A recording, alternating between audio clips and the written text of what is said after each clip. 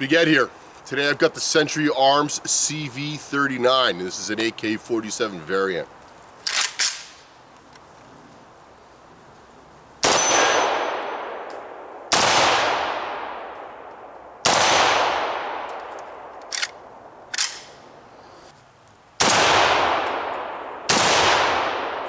So yeah, this is a Century CV39 right here. This is manufactured by Century Arms, and this rifle happens to be manufactured in the good old US of A. So let's go over the features of this rifle right here. And before I do that, I want to thank my man Dave that I work with for letting me borrow this rifle. He picked it up about 10 days ago up at Powderhorn in Burlington, Vermont. And I was really anxious when he told me. I believe these are running for about $700. And this is March of 2016, so I'm guessing the price will rise over time. Seems like all good rifle prices are rising. Well, first is, it's got a milled receiver right here. And if you can tell closely, see the USA and the CV39s have milled receivers, which basically means they take one hunk of, steel and they put it in a machine and they're gonna mill it out. What you get with that is a more rigid receiver, and one of the downfalls of AKs is the accuracy in the past, or stamped steel ones with a 1mm thick receiver, is when you fire the things, you'll get some flex in the receiver, and then you give up a little bit of accuracy with these rifles. But you will, with a milled receiver, it's thicker, it adds weight to them, but it will make the receiver more rigid. It's also desirable. Most people, when they look to buy an AK, they're going to pay a premium for a milled receiver AK. So, and this one at $700 is coming in really affordable. Some of the other features of this are the barrel is a chromoly. It's a 4150 steel. The receiver is a 4140 steel. And it's pretty standard. You have your elevation rear sight right here from 0 to 800 meters. You have a chevron style muzzle brake right here, and this thing is pretty cool. I don't think it does anything positive to reduce muzzle flash, but this thing really aids in recoil.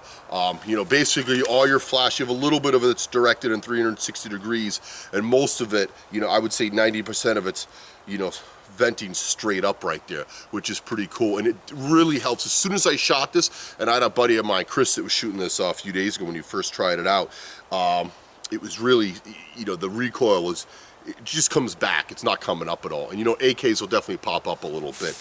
But if you've ever shot one of these before, there's not a lot of recoil in an AK. And people look at this as a big rifle. It holds a lot of ammunition, but it doesn't have a lot of kick. This 7.62 by 39 cartridge, and this is chambered in, doesn't have a lot, a lot of recoil. Some of the other features it does have the standard dust cover. I would call this definitely a classic AK right here. This has got all the features and it looks just like your classic 1947 I think they were introduced in service in 48 or 49, Russian AK-47, originally designed by Mikhail Kalashnikov. So when my friend Dave bought this, it came with 2 Tapco magazines right here. And Tapco magazines, these are just plastic. You can disassemble them, take the spring out and stuff, but these seem to work just fine. I did notice that loaded with 30 rounds, it doesn't pick up, won't chamber that first round. So I just downloaded them to 29 and then they worked fine. When I first got this rifle, it was on the drier side of things, and it was definitely a little sticky, and it felt like it definitely wanted a lot of lube. So I went ahead and I really lubed the thing up and put some CLP on it, let it soak for like 2 days, and then I basically just wiped off the excess. And the finish on this rifle is interesting. It's got a nitride finish on the entire rifle right here. The receiver, the barrel, your dust cover, all the internals, your bolt, your carry, the bolt carrier group in here. Which is an interesting finish because it holds oil. It's not as slick as some other finishes. I think one good improvement you can do to this rifle, and again, it's not necessary, would be to take the bolt carrier group and have it like nickel boron plated or something like that. Send it off for one of those fancy coatings. It'll make it much easier to clean. Including I would do the whole piston rod up there too. It's all one unit basically, and I just think it would make the rifle look slicker, and easy and clean in your operation. So let's go ahead and we'll take a few shots with this, and today I am shooting Wolf 7.62x39 ammo. Loading these magazines is easy. These are double stack magazines. This is standard.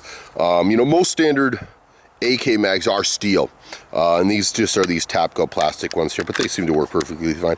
Basically, you just take your rounds, put them right on top, and just push them in, and they'll naturally just double stack in there.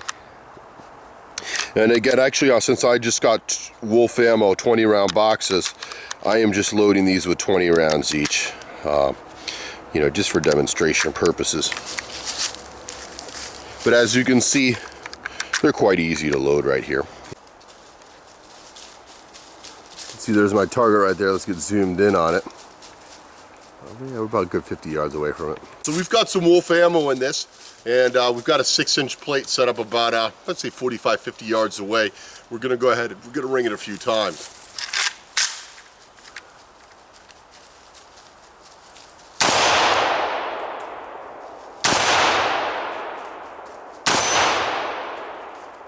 My glasses are really fogging up. Let's give it so you can see these sights. I just busted the chain.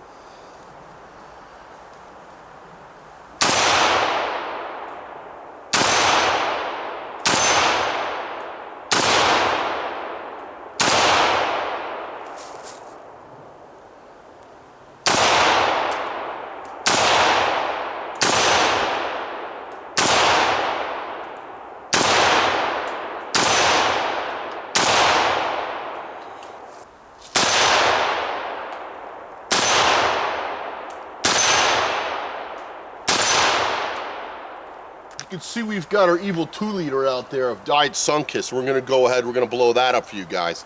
AKs are definitely, got some pretty good power in these rounds right here. We do a pretty nice job blowing something up. So, in order to put the magazine in, most rifles, you take the magazine, you insert it straight in, just, like a pistol or an AR-15, something like that. AK's a little different. You rock it in. As you can see, got a little tab right here, and then you got your notch back in there, and that grabs in your mag catch right there. So you're gonna take the magazine, you lock it in the front, and you turn it back, and that's how you put in your magazine. To release the magazine, push up on the mag release, just like that. And again, put in the front, rock it back, you're in there. And that's your mag. Basically, you have pretty much every country in the world now makes these things. And you want to check, they can be a little different. It's not like an AR-15. It's not quite mil-spec with AKs. Some of them are a little different than others. And I'm definitely not an expert in all the different varieties of AKs, but I know one big complaint is when you buy magazines for your AKs, most of them will fit in a standard AK. Just check them first, make sure they fit in there. Some of them might be too fat, some of them might have too much wobble too, which means this magazine is too small for a receiver. Just something to check out, food for thought. So let's go ahead and we'll blow up that soda. So basically this is how I would carry the rifle right here if I was, getting ready to shoot it. And then all I would do, rack the slide, and we're hot right here.